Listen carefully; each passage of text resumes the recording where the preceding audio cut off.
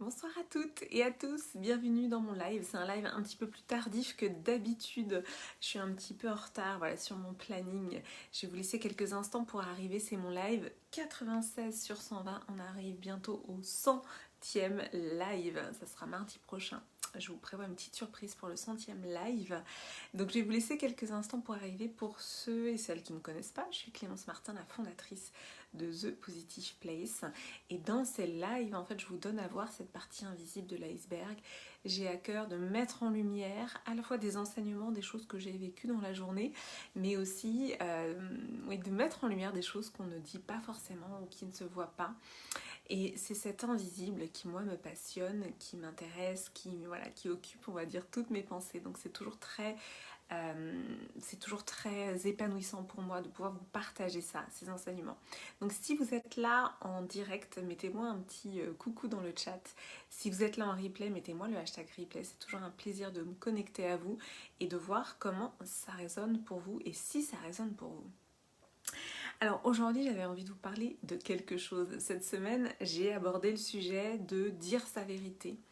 Et là, dans le titre de ce live, j'ai mis dire sa vérité versus convaincre, versus critiquer, parce qu'en fait, pour moi, c'est les deux versants. Je ne sais plus si j'ai mis critiquer ou convaincre, mais de toute façon, je vais aborder les deux. Coucou Valérie, bienvenue dans ce live. Donc, dire sa vérité versus convaincre ou versus critiquer. Qu'est-ce que ça veut dire ? En fait, ce que je constate, déjà moi dans ma démarche, en faisant ces lives, en faisant tout ça, je dis ma vérité, je donne à entendre ma vérité, mais je ne cherche pas à convaincre parce que tout simplement je respecte le point de vue des autres et parfois pour certaines personnes ça va résonner, pour d'autres personnes ça ne va pas résonner et c'est ok. Donc c'est vraiment cette démarche de quand on dit sa vérité, on fait entendre sa voix, mais sans intention de convaincre ou de critiquer. Et c'est assez subtil parce que notamment dans notre société, on nous a beaucoup appris à parler pour convaincre, pour rallier à sa cause, ou parler pour critiquer, parce qu'en fait en critiquant, on a soit quelque part un ascendant, on se donne une posture et on se donne le sentiment aussi qu'on a un point de vue, alors qu'en fait critiquer pour moi ça n'est pas un point de vue, mais c'est plutôt en effet une posture de réaction, mais qui peut donner l'illusion d'avoir un point de vue sur les choses. Et c'est vraiment une posture. Et c'est vrai qu'en plus, c'est très français. Les Français, on adore critiquer. Alors, je dis pas que, discerner, donner son avis, etc. Encore une fois, la distinction est subtile. Mais la critique, on va dire facile, le côté assez français qui consiste à réagir à des propos en critiquant ou tout simplement en occupant les conversations en critiquant, c'est de cela dont je veux parler aujourd'hui. Tout simplement parce que je me suis rendu compte, et voilà, vous allez me dire si ça résonne pour vous, que tout simplement dire sa vérité et être dans l'action de dire sa vérité, eh bien c'était beaucoup plus constructif. Vous me direz oui évidemment, mais je vais vous donner des exemples.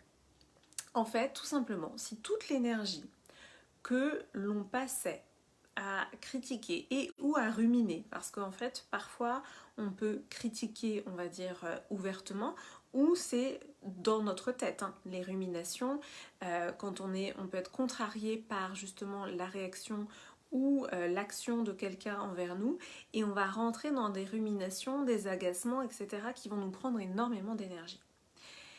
Si, au lieu de s'adonner à ces ruminations, on transformait toute cette énergie en action pour amplifier notre vérité, pour amplifier ce qui est vraiment important pour nous, pour amplifier notre passion. Mais je vous assure que en fait, ça dégagerait énormément d'énergie pour vous, pour votre passion, pour votre vérité. Parce qu'en fait, derrière le mot de votre vérité, merci Valérie pour les cœurs, derrière le mot de votre vérité, en fait, c'est c'est ce que vous êtes.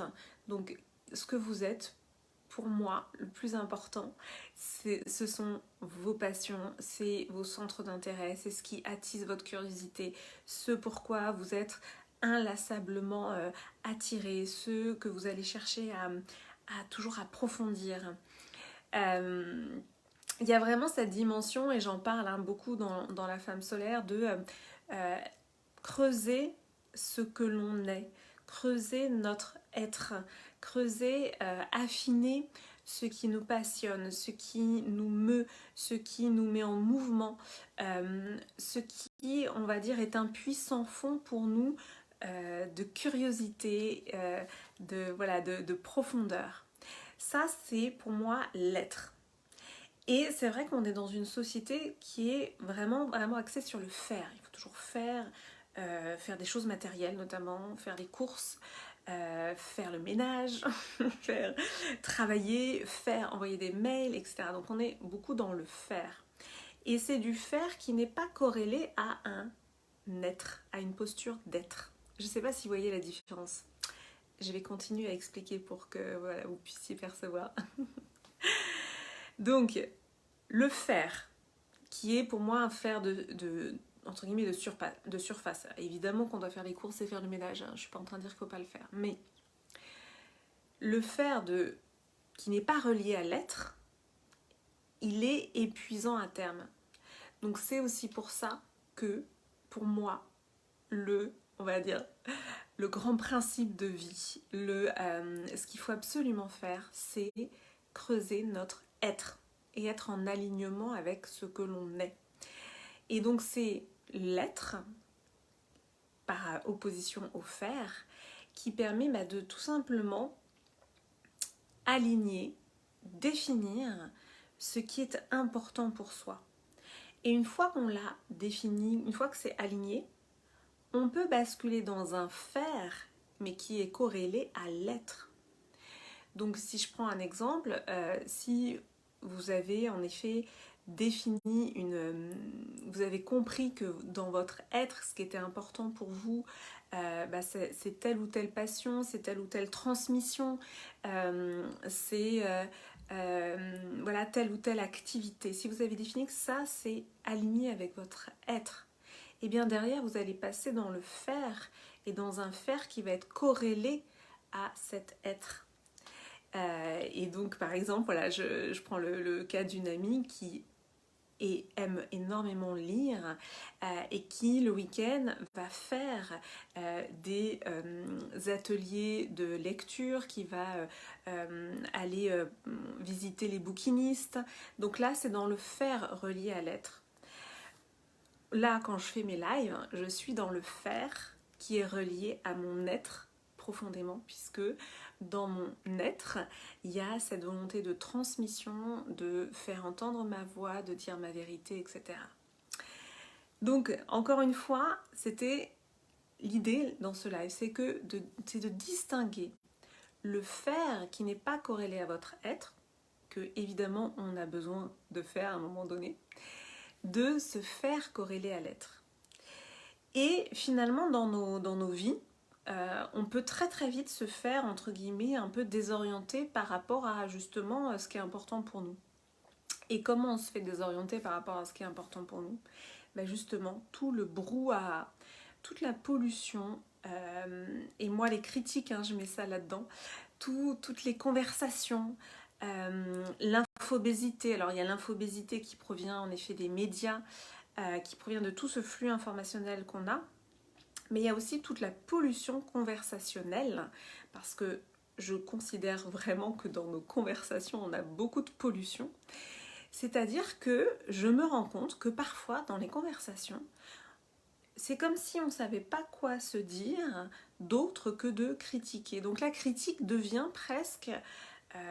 bon, déjà on sait que c'est une sorte de sport national en France, mais la critique vient presque finalement combler un vide de conversation. Et comme on ne sait pas trop quoi se dire, on va critiquer. Voilà, je ne sais pas si c'est des choses que vous avez déjà vécues, mais honnêtement, moi je me rends compte que ça devient de plus en plus difficile pour moi, des conversations où en fait on passe son temps à critiquer parce que finalement, il y a presque... on sait plus trop quoi se dire, et donc il y a la critique qui revient pour aussi combler quelque part les conversations. Et je pense aussi que c'est vraiment un réflexe. C'est vraiment un réflexe qu'on a aussi, encore une fois, nous Français. Et bah là, l'objet de ce live, c'est aussi de vous dire que pour moi, bah, ça fait du mal en fait, tout simplement. C'est d'occuper nos conversations, nos pensées, nos ruminations avec de la critique, avec voilà, toutes ces pensées négatives, en fait, ça nous fait du mal. Et je sais que c'est pas évident de s'en extirper, mais pour moi, c'est vraiment ça aussi, garder notre ligne entre l'être et le faire, et le fait de faire en alignement avec notre être. C'est de choisir de ne pas participer à ces conversations quand elles sont autour de la critique, c'est de choisir de ne pas alimenter des pensées négatives, c'est de choisir de ne pas finalement perdre son temps à ça et de dédier son énergie au faire dans cet alignement. Et c'est vraiment quelque chose que on va dire, sur lequel j'axe mes journées. Je vois bien aussi dans mon flot de pensée que je vais être aspirée parfois par des pensées négatives, par des ruminations.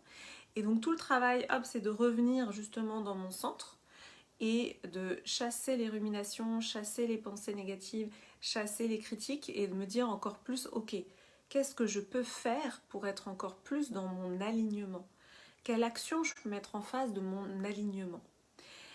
Et finalement, quand on a cette ligne-là quotidienne, eh bien, je me rends compte à quel point l'énergie peut se diluer dans ces pensées négatives, dans ces critiques, dans ces conversations. L'énergie peut vraiment comme ça s'éparpiller. Et c'est en ça que la méditation est vraiment intéressante. Alors moi, je ne fais pas non plus la méditation toute la journée, mais la méditation, c'est quoi ? C'est prendre conscience de ses pensées. Et donc, quand on voit qu'on a des pensées voilà, qui commencent à s'éparpiller comme ça dans voilà, des pensées négatives, dans des ruminations, dans des critiques, dans telle ou telle personne nous a dit telle ou telle chose. Donc, quand on sent que nos pensées sont en train finalement de nous éparpiller, bah, voilà, le travail finalement de pleine conscience, c'est aussi de ramener le faisceau de pensée et de se réaligner avec notre faire, aligné avec notre être.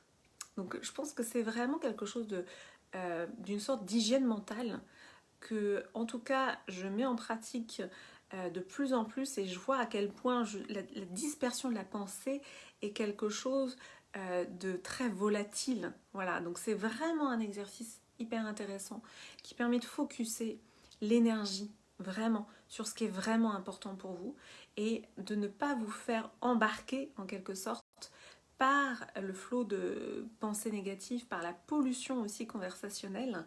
Et j'avais envie de vous donner 2-3 tips parce que voilà, quand vous êtes dans une conversation qui finalement vous dérange parce qu'il y a beaucoup de critiques, etc. Alors, il y a plusieurs choses. Déjà, ça peut être le « bon, désolé, je dois vous laisser, j'ai un call ». Voilà, ça peut être pas mal. Ou alors, si c'est une soirée petit four champagne, vous repérez un autre groupe. Ah, désolé, j'ai pas dit bonjour à telle autre personne. Ou encore, là, je l'ai testé cette semaine, quand on vous pose une question qui on va dire, on vous sentez que la question, elle est en recherche derrière d'une réponse de critique. Eh bien, moi, j'ai testé ça et franchement, ça marche bien. Excusez-moi, mais je ne répondrai pas à cette question. Voilà. Et en général, ça coupe court en fait, voilà. donc c'est important de s'entraîner aussi pour ne pas subir des conversations qui ne nous conviennent pas. Moi, je pense vraiment que c'est important d'avoir 2-3 tips et d'avoir des phrases toutes faites qui nous permettent de nous extirper finalement de conversations qui nous prennent de l'énergie. Voilà, on n'est pas là pour subir des conversations négatives qui vont nous prendre de l'énergie. Merci beaucoup Valérie. donc voilà. Et en même temps, on n'est pas agressif. Voilà. Dans les exemples que je vous ai cités, il n'y a pas d'agressivité, il n'y a pas de... Voilà, c'est simplement Bon, excusez-moi, mais je vais pas répondre à cette question, je vais vous laisser. Voilà, donc c'était 2-3 tips pour s'extraire des conversations qui nous prennent de l'énergie et encore une fois pour garder sa ligne, voilà, garder sa ligne, faire dans cet alignement avec notre être et je pense que c'est primordial de garder son énergie pour soi. Il y a tellement de choses à faire, moi voilà, je déborde d'envie et d'idées. Il y a tellement de choses à faire que notre énergie, elle est précieuse. Notre énergie, elle est pour nous. Et on va pas du tout se laisser squatter notre énergie avec des pensées négatives, avec des ruminations ou avec des critiques. Non, non, non. Voilà, c'était mon message du jour. Merci pour votre présence en direct. Merci Valérie pour ta présence. Merci Maud. Voilà, je vous fais un énorme bisou. Je vous dis à demain du coup pour le live 97. Je vous embrasse. Merci Valérie, je t'en prie. C'était un plaisir. Merci à toi pour ta présence. Je vous embrasse.